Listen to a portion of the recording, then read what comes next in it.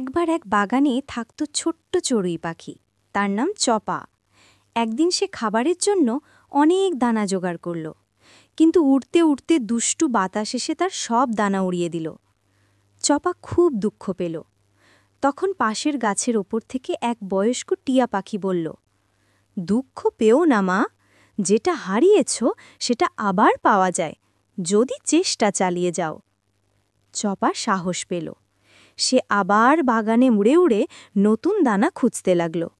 একটু সময় লাগল, কিন্তু শেষে সে আগের থেকেও বেশি দানা সংগ্রহ করতে পারল।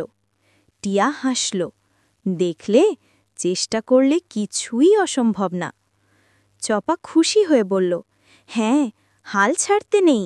ভিডিওটি ভালো লাগলে লাইক দিন, আরো নতুন নতুন ভিডিও পেতে সাবস্ক্রাইব করুন,